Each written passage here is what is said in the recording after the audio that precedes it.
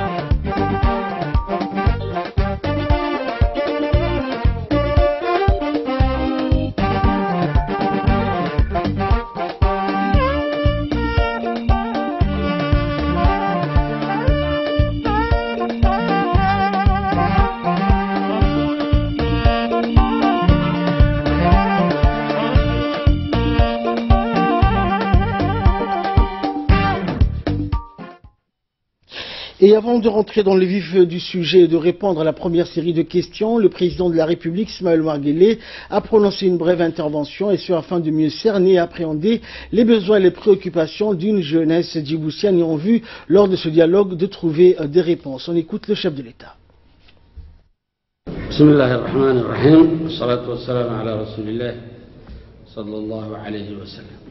Je suis très heureux que nous soyons réunis ici aujourd'hui pour avoir un dialogue ouvert et substantiel sur la façon dont les jeunes peuvent conduire des échanges positifs et être des leaders dans leur communauté.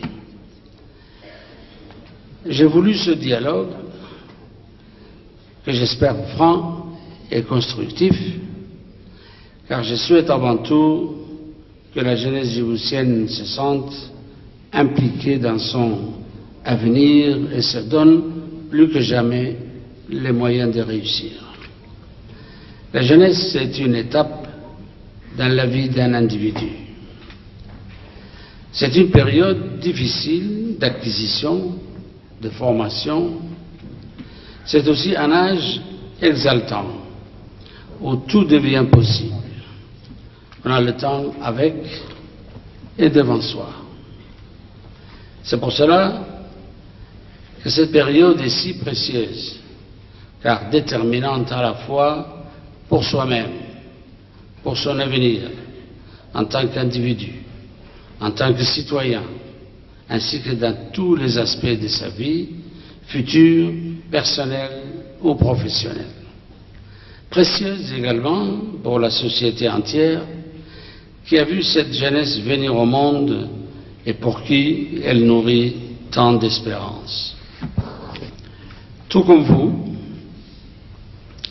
J'ai été un jour jeune, un jour.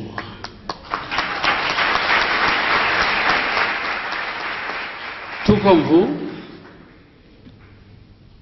porté par mes idéaux, j'ai goûté à cette soif de reconnaissance. Et j'ai cherché à m'affirmer dans une société qui, à l'époque, laissait très peu de place et d'espace aux plus jeunes. Enfin, disait-on, de mieux les protéger des vicissitudes du temps. Mais le monde d'hier n'est pas le monde d'aujourd'hui, et encore moins celui de demain. Dans une économie mondialisée, il est important qu'elle soit audible.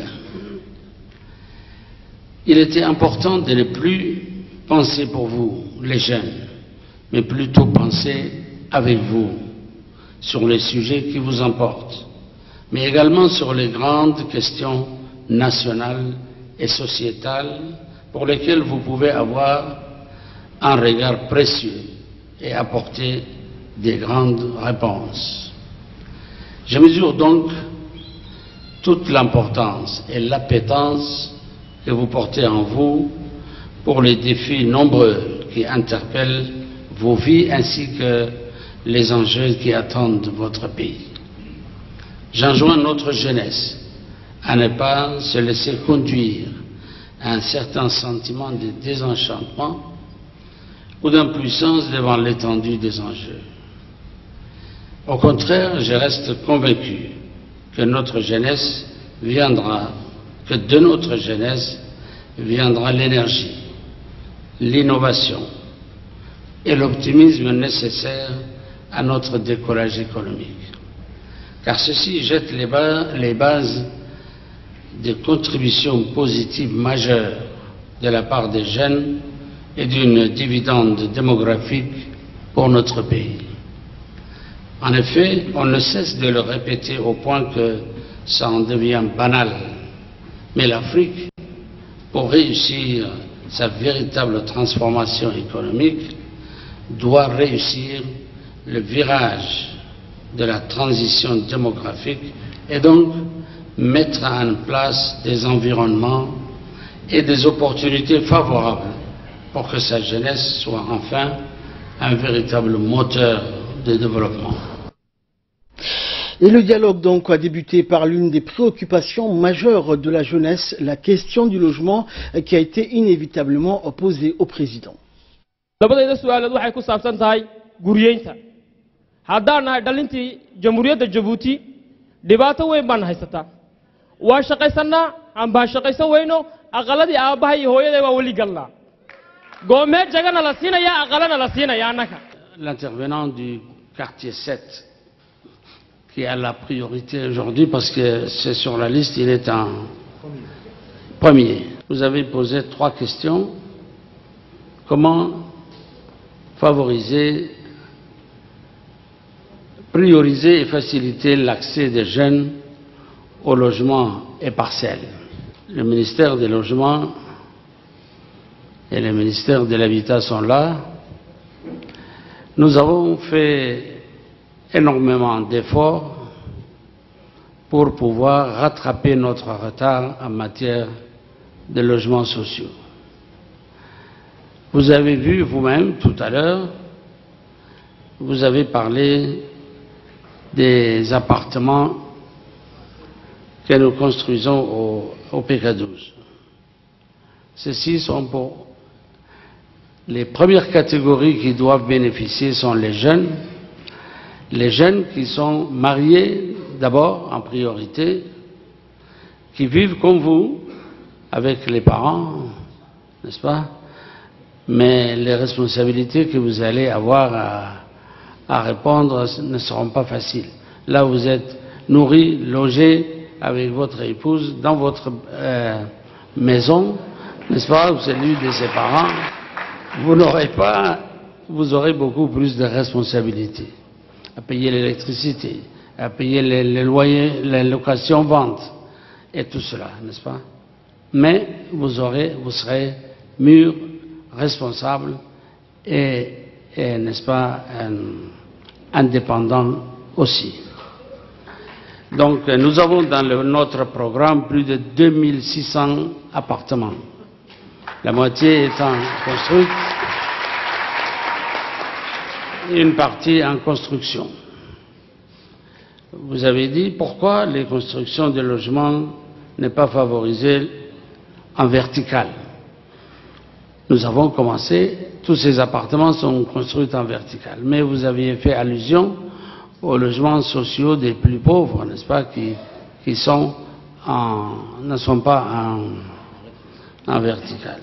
Bien, mais nous avons fait ce choix tout en sachant que ça nous pose des problèmes de viabilisation et ça coûte beaucoup plus cher. Mais ce que nous voulons faire l'apprentissage d'abord dans les logements, n'est-ce pas? Si vous construisez une maison qui a une seule pièce ou un studio en premier étage ou en deuxième étage et que vous continuez à faire des gosses, je ne sais pas comment vous allez confiner dans ces petits appartements autant d'enfants qui continuent de venir, n'est-ce pas? Donc, on a réfléchi comment permettre à cette population de pouvoir grandir et ne pas perdre d'espace aussi, n'est-ce pas? Pour lui donner une seule chambre et lui donner les moyens et l'espace nécessaires pour qu'il puisse lui-même élargir ou alors augmenter le nombre de chambres jusqu'à 3 chambres, n'est-ce pas? Nous avons des parcelles de 96 mètres carrés. Les rapports entre l'administration et les administrés a été également au menu de ce dialogue. Les jeunes n'ont pas manqué d'évoquer ce point qui, vous vous en souvenez, avait fait l'objet d'un forum où le président Guelleh avait déjà interpellé les administrateurs sur leur rapport avec le public. Mais les jeunes sont revenus sur cette question. Ma première question est la suivante. Comment favoriser le rapprochement entre administration et administrés? Rapprochement entre administration et administrés. Cette question a été la responsabilité du Premier ministre. Depuis quelque temps, nous avons parcouru les administrations, nous avons permis à ce que chaque citoyen puisse avoir accès aux services dont il a la responsabilité et le droit aussi. Et je pense que nous avons ouvert beaucoup de portes. Nous avons obligé les directeurs et les services concernés à répondre à la demande des populations dans tous les secteurs, qu'ils soient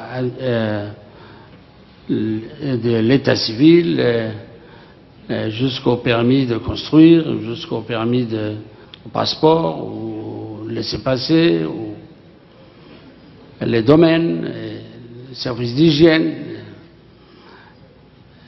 S'il y a encore des problèmes, l'administration est là aujourd'hui, tous les ministres sont ici, ils doivent répondre de leurs erreurs ou de leurs actes, n'est-ce pas? Avec le développement de la capitale, bien évidemment, des questions d'urbanisme et d'assainissement se posent dans certains quartiers. Les jeunes djiboutiens ont également interpellé le chef de l'État sur la question d'urbanisation. Personnellement, moi je suis ingénieur de formation et spécialité mécanique ferroviaire. Et relative à l'assainissement, les fosses septiques coulent comme le ruisseau et les pluies diluviennes inondent les maisons. Même pour aller jusqu'au bus, on doit sauter. Et donc ma question c'est quelles sont les voies et moyens, Excellence, que votre gouvernement a entrepris pour sortir nos quartiers populaires d'un tel désarroi? Je pensais que nous avions fini avec les fosses septiques qui coulent, n'est-ce pas? Beaucoup de travaux sont en cours d'autres, notamment le meilleur système dans la ville de Djibouti, on me dit en matière d'assainissement, c'est Arriva.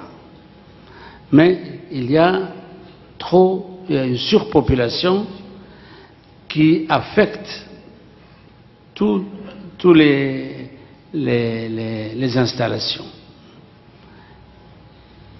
Mais je pense qu'il faut désamorcer cet afflux et cette surpopulation et trouver un moyen de pouvoir loger ces personnes ailleurs et non pas continuer la surpopulation, puisque tout système d'assainissement que vous allez mettre en place ne pourra pas tenir lorsque on dit qu'on appelle ça les équivalents population, équivalents habitants, n'est-ce pas? Et vous êtes ingénieur, vous connaissez. Hein? Les équivalents habitants, c'est la mesure qu'on prend pour pouvoir formater un système d'assainissement. Lorsqu'on dit pour 10 000 habitants, ce n'est pas pour 30 000. Lorsqu'on dit pour 20 000, ce n'est pas pour 50 000. Donc, il y a la détérioration des équipements viennent de la surpopulation. Le premier souci de la jeunesse djiboutienne reste bien sûr l'emploi. Cette question s'est invitée de facto dans ce dialogue avec notamment l'aspect des formations professionnelles qui ont été abordées par un jeune intervenant de ce grand rassemblement de la jeunesse. Donc la première est, Monsieur le Président, comment accroître et diversifier la formation professionnelle des jeunes? Adéquation, formation, emploi. Nous devons continuer de former intelligemment nos jeunes et favoriser les formations dont les débouchés sont avérés. Nous devons également faire dans la prospection et mieux planifier nos formations afin qu'ils correspondent mieux aux besoins futurs du marché du travail. Nous poursuivrons et accroîtrons l'investissement dans la formation technique et professionnelle afin de couvrir la demande croissante en main-d'œuvre qualifiée dans les domaines techniques. Je voudrais uniquement parler ici de l'industrie du bâtiment. Lorsqu'on met des centaines de millions de dollars pour la construction des logements et que ce marché qui devient de plus en plus important, les jeunes djiboutiens le désertent, ce marché et cette industrie. Pourquoi? Je ne sais pas. Pourtant, nous formons des milliers de jeunes pour ce métier du bâtiment, qui va de l'électricien jusqu'au plombier, au maçon, au conducteur des travaux, au plombier, au carreleur, et tout ça. Ça n'intéresse pas les jeunes. Pourquoi? Et pourtant, ce sont des emplois qui sont les plus recherchés. Ce sont les emplois qui payent le plus. Ce sont les emplois qui sont toujours disponibles. Tant qu'il y aura des gens qui vivent, qui se marient, qui naissent, ils auront toujours besoin d'un logement. Alors, je retourne la question à nos jeunes pour leur dire qu'il y a... Nous nous endettons pour vous, comme disait notre ami du quartier 7, il faut les libérer de cette petite prison dorée là dont ils ont. Donc la question de l'employabilité des demandeurs d'emploi est centrale pour nous. Il ne s'agit plus de former pour un seul emploi, mais de flexibilité, d'adaptabilité et d'ouverture sur le monde. Désormais, les formations devront être ciblées et polyvalente, d'où l'apprentissage renforcé des langues anglais, chinois, etc. Nous avons un programme de formation pour tous les jeunes qui s'intéressent à la langue anglaise que nous allons financer nous-mêmes pour permettre à nos gens de maîtriser cette langue qui est la langue du futur. Et parmi la jeunesse djiboutienne figurent bien sûr des jeunes à besoins spécifiques, raison pour laquelle les difficultés qui leur sont propres ont été soulevées à travers les nombreuses questions posées au président de la République.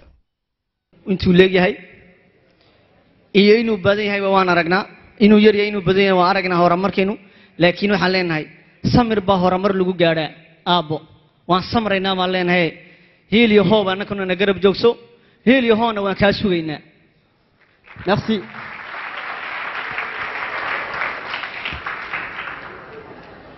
waxaan naga yar caawinaysaa haddana maanta horta farxad ba ii tahay buu yiri saa waxay ka dhigan tahay farxad ba ii tahay anoo koobi karin shucuurtayda waxaan yar doonaynaa buu Monsieur le Président inkii kulladii caawashadii way noo badatay waana maqashay waxaan reesoodan ka dhiganayna waan isku macnaynay waxaan ka dhigayna waan ku macneeyay Monsieur le Président heel iyo hoob aadana garab jooga shaqalaana way nahaysaa waa ka madaxda oo dhan waan salaamaya wasiirada waan wala salaamaya baarlamaanka noo yiri inkastoo yar sheegay saacaduna ka dhacayso raalhada wasiirada president naga raalahaw soo kaabi baan ka hor yaan ka yar yiri halalkaada jawaabta waxaan yar doonayaa uu yiri in yar haddaan ku darsado uu yiri xabadeedii ugu dambeysay walaalahayda soo daalay na dhax fariistay haday wasiirka dhalinta ciyaaraha tahay iyo cali daato haday tahay konseyada waan salaamayaa uu yiri iyo sheefkeeda ducaale anoo iloobayn on dikaabka u fadhiya lamal fi kesido xibritama PID porul intuehas ila kona sanat lihasanat taamitak suge intilukuy sarrantueh intueh ma taamitak suge beni getil yohin getil taamitayin iskondalal yohin iskondalal taamitak suge planifia bak suge kulli ma bak suge inni taama korisak suge may bahra saat selash tak suge amal nala nuk selash tak suge lakini ko dagana yo xulen atu taamit tumadu daka ko taamitaya num bahyo kiyen on boss ko haben natu kahtan inna on boss ko haben no wo on bosse magenyo anu sahihe ma sahihe ando termine he suge lakin de termine mon contrat waxaan u malaynayaa in arrinka noogu adag noogu kulul qalbiga iyagana aad ugu jiray waxa weeyaan dadka baahida gaarka ah wax alla qadaray ayaa jira oo waxba ka qaban karin laakiin mujtamaca ay ku nool yihiin ay walaal iyo hooyo iyo aabbo iyo abti iyo wanaadeer iyo kullu ku wada leeyihiin waxa aan leenahay xukuumaduna hawsheeda ha qabsato oo waxay xuquuq u leeyihiin ay ku leeyihiin dalka waa inay ka helaan waa koow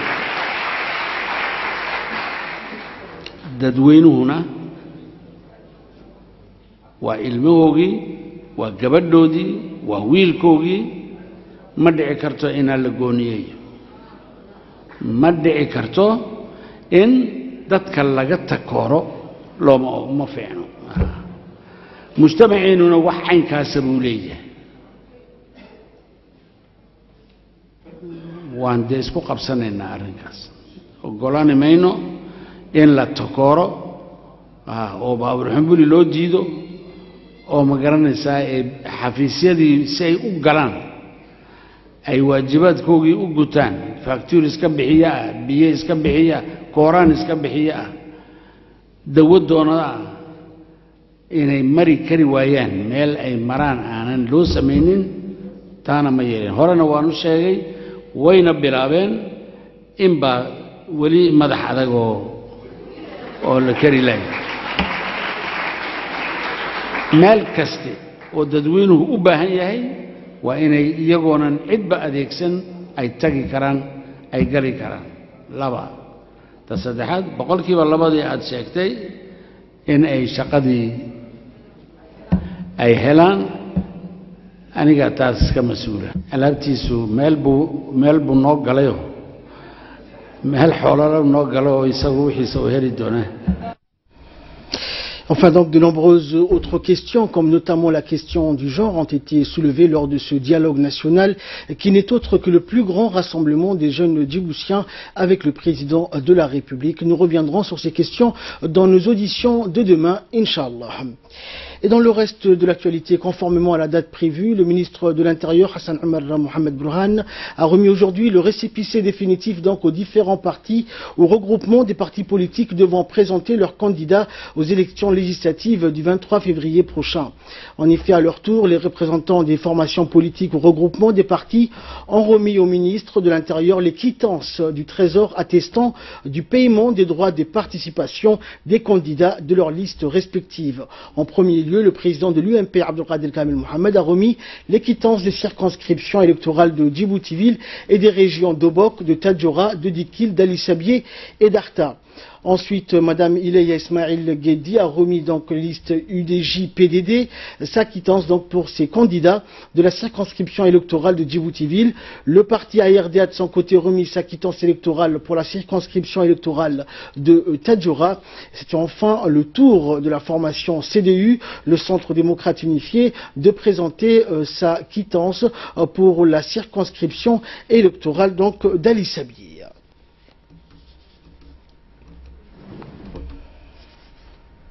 Et suite à cette procédure, le ministre de l'Intérieur, Hassan Omar, donc, a pour sa part délivré les récépissés définitifs donc, aux responsables et représentants des formations politiques en lice dans ce scrutin du 23 février prochain. Le ministre donc, a ainsi remis au président de l'UMP, Abdelkader Kamel Mohamed, les récépissés pour les listes de la circonscription électorale de Djibouti-Ville et des régions de l'intérieur. Le regroupement des partis UDJ et PDD, le récépissé donc pour sa liste dans la circonscription électorale de Djibouti-Ville. Le parti ARD a reçu pour sa part son récépissé définitif de sa liste donc pour la circonscription électorale de Tadjoura. Et le ministre donc a dans la foulée remis au parti CDU son récépissé pour sa liste dans la circonscription électorale d'Ali Sabié. Pour l'UMP dans la ville de Djibouti, Ali Sabié, le récépissé définitif d'Ali Sabié. Le récépissé définitif de Dikil. Le récépissé définitif de Bok. Le récépissé définitif d'Arta. Et enfin, le récépissé définitif de Tadjoura, la ville blanche. Merci. Voilà. Madame Ileya Ismail Guedi, je vous remets officiellement le récépissé définitif d'une liste de candidatures pour les élections législatives dans la ville de Djibouti. Félicitations. Monsieur Haroun Hassan Guedi, représentant du parti politique dénommé CDU et tête de liste, je vous remets le récépissé définitif de dépôt de liste pour la circonscription électorale d'Ali Sabié. Merci. Félicitations. Monsieur Hassan Mohamed Hassan Lidile Tatourab, je vous remets le récépissé définitif pour la liste des candidatures pour la circonscription électorale de Tadjoura. Félicitations. Et le ministre de l'Intérieur donc a fait procéder à toute charte de bonne conduite des formations politiques avant de faire le point des listes en liste dans ce scrutin législatif donc du 23 février prochain. On écoute le ministre de l'Intérieur. Mes chers compatriotes, suite à la réception des dossiers de candidature qui s'est déroulée le 25 janvier 2018, les listes déposées par le groupement des partis politiques ainsi que par les partis politiques ont fait l'objet d'une étude minutieuse et d'un examen approfondi pour s'assurer de la satisfaction des conditions requises conformément au texte en vigueur en République de Djibouti. Aussi, parmi ces listes, voici celles dont la candidature est retenue. Djibouti-Ville, la préfecture de Djibouti, liste du groupement des partis dénommé UMP, Union pour la majorité présidentielle, avec pour tête de liste M. Abdelkader Kamil Mohamed. Liste de la coalition UDJ-PPD, avec pour tête de liste Mme Ilia Ismail Guedi Hared.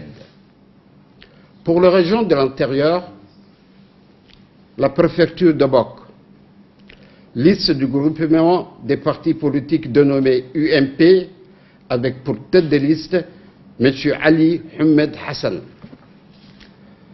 Préfecture de Tadjoura, liste du groupement des partis politiques UMP, avec pour tête de liste M. Ibrahim Shehem Daoud. Liste du parti politique dénommé ARD, avec pour tête de liste M. Hassan Mohamed Hassan Di Dileta Tourab. Préfecture d'Arta, liste du groupement des partis politiques dénommé UMP, avec pour tête de liste M. Omar Wabari Malo. Préfecture d'Ali Sabié, liste du groupement des partis politiques dénommé UMP, avec pour tête de liste M. Elmi Obsiye Waïs.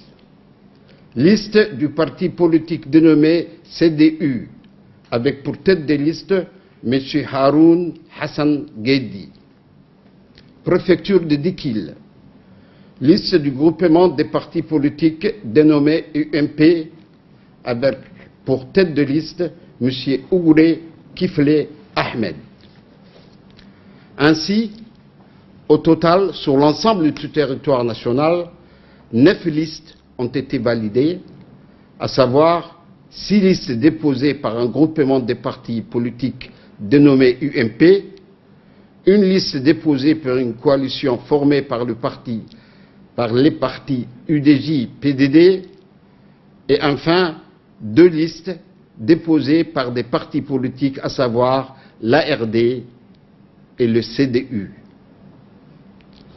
Telle est la composition des listes dont la candidature est retenue pour participer aux élections législatives programmées pour le vendredi 23 février 2018, Inch'Allah.